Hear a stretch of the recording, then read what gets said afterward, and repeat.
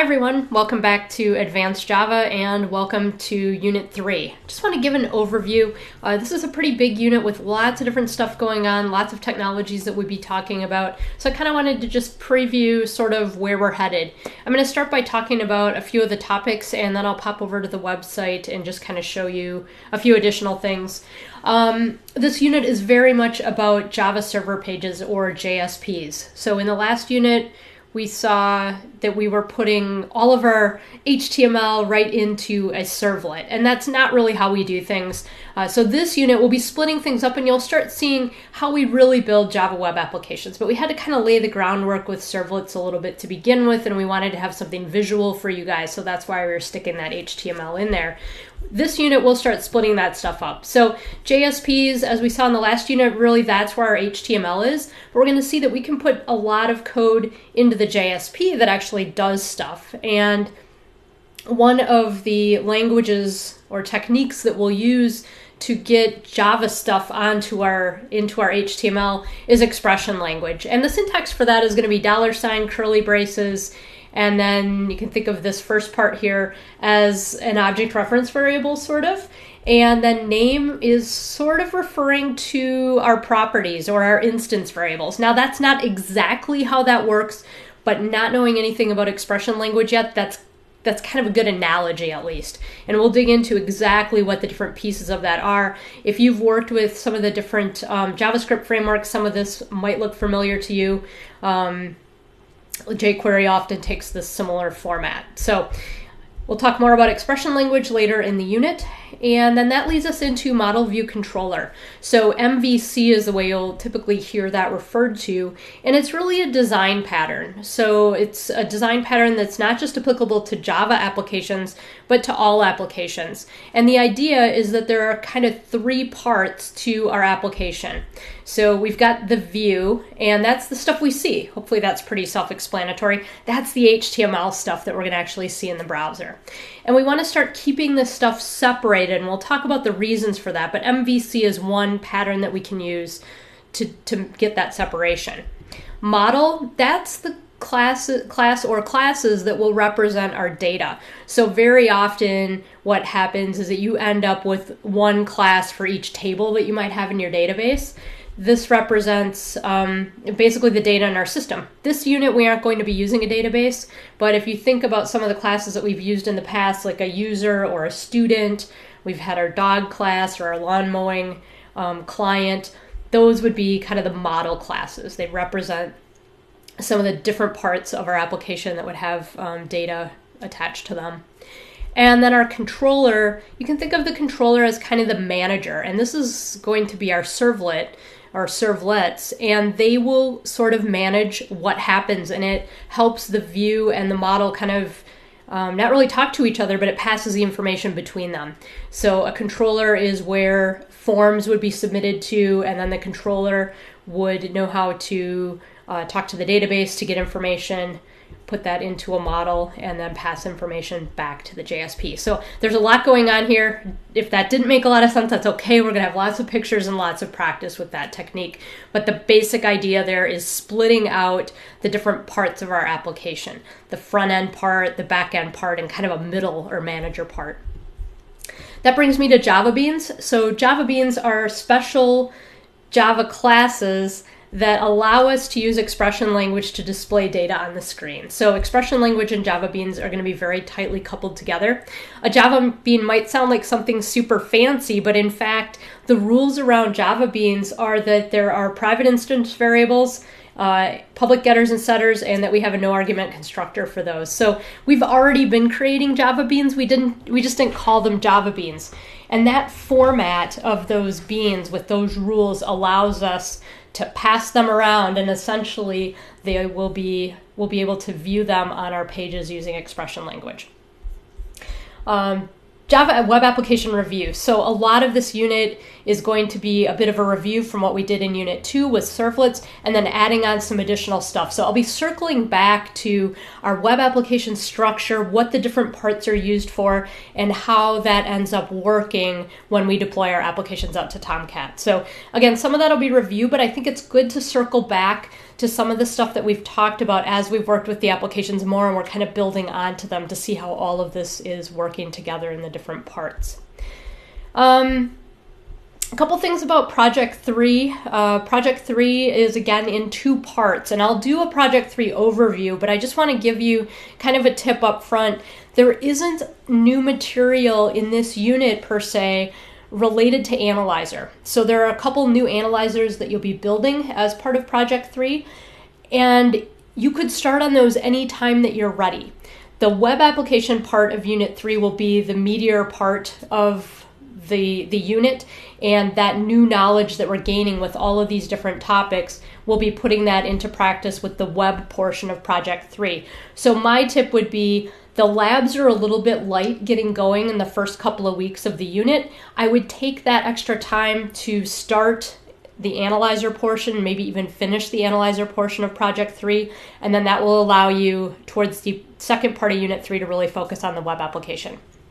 Second tip there is, as soon as you learn a concept in Unit 3 that you'll need in Project 3 with regard to the web application, I'd recommend getting that implemented right away and kind of do that iteratively so that it's not quite so much to tackle as that deadline approaches. And then the last thing here, IntelliJ IDEA. So IntelliJ IDEA is an IDE, or an integrated development environment. Other tools in this category, at least in the Java development world, are Eclipse, NetBeans, and IntelliJ is the other one. We've been using Atom as sort of an integrated development environment, but it doesn't have everything that a bigger tool like IntelliJ, Eclipse, or NetBeans has. I use IntelliJ IDEA in the Enterprise Java class, and you'll use something very similar. IntelliJ IDEA is kind of the foundation for doing Android development. So many students have come back and told me, in Enterprise Java, I wish we had been introduced to IntelliJ IDEA in Advanced Java just as an editor so that I could get used to the menus and what's all available there, not using all of the aspects of IntelliJ IDEA. And for students who don't take Enterprise Java and find themselves in the enterprise working, you'll be working with a tool like this, and so it would be beneficial to you to have some exposure to an IDE before you get out in the workforce. So I'm going to introduce IntelliJ in this unit as an optional portion, so you don't have to start using IntelliJ if you don't want to. If you're happy with Atom, you can continue using that, but I'll have about 3 videos put together explaining how to install IntelliJ and how to use it. Again, we won't be using it to actually build and deploy our applications, but we'll be using it as an editor, and it's got some really nice features in there, things like refactoring, generating getters and setters, that type of stuff, some of which you have in Atom already. So be aware that that's coming. Again, it's optional, but I want to put that out there for those of you who are interested in taking a look at another development tool. Let's just cut over and take a quick peek at the materials for this unit. There are lots of lecture notes. As I mentioned, we're covering quite a bit of material this unit. In terms of labs, there's not a ton. We'll be working with some JSPs, the HTTP requests, so that kind of hidden information that's coming from the browser to the server. We'll take a peek at what we can get out of that. Those will both be very helpful as you're working into the project. Using expression language, so EL, be a lab with that. MVC demo, this one's pretty straightforward. It's essentially getting a demo that I've already created for you, just downloaded and working, and there really aren't any coding changes that you need to make there. JSP templating, so templating in this case is referring to splitting up parts of our application. So, or not parts of our application, parts of our JSP. So when you think about looking at a page like this, for example, we have some things that are consistent on this page. The header, for example, there's a bit of a footer, there's a left nav bar, a right nav bar, that kind of stuff.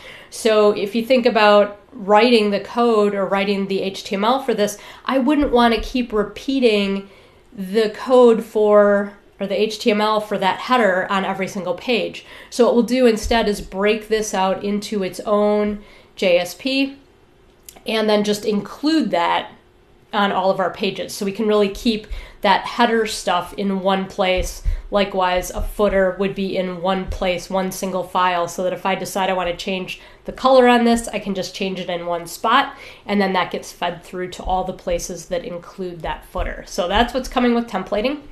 Servlet context, some good practice there. And then we'll be doing a team challenge related to MVC. So I had added this in because I think it's important for us to do a little bit of team development. Employers are always asking what team projects we have you guys work on. So this will be kind of just a 1-week project. Should be fun, some exposure to building a real application and dividing up that work in a team. So more on that coming down the road. One last thing that students often ask about at the beginning of a unit is, what about the tests and what about the build XML? When do I need those? When can I bring them in? And I've got that as part of Lab 2. So here we have the build XML. You can bring that in at any time. We'll just take a quick look at that. The one thing that you'll want to be aware of is that if you run the run tests analyzer and you aren't done yet with Analyzer from Project 2, this is going to run the tests for Analyzer 3. So what you'll want to do is probably, if you're still working on Project 2, just use the test target here, run tests Analyzer 2. And so then you won't have to worry about, switching between the build XMLs. It's just a matter of remembering which target to run. That said, you won't want to actually bring in the test jar for Unit 3 until you're ready to start working on Analyzer for Unit 3. And that jar is available in the project. So that's one of the first pieces of the project. Once you're ready to start running the tests, you'll want to download the test jar and copy them into your live directory. So hopefully that makes sense. You can bring in the build XML at any time. Just make sure you're running the correct target for Analyzer if you're still on Project 2. For those of you, once you get into Analyzer Part 3, then make sure that you bring down the test jar, and then you can just run the regular test target in Build XML. If you've got questions about that, please ask. All right, I think that is it for Unit 3. Hopefully that provides you a little bit of insight into where we're headed next. I'll be back to talk about our first JSP. Now, we did write a JSP or use a JSP in the previous unit, but we didn't really have anything Java codey on that JSP. So I'm going to call this very first lab and the first lecture our first real JSP that actually does something. All right, so I'll be back with that. Please reach out with questions. We'll see you next time.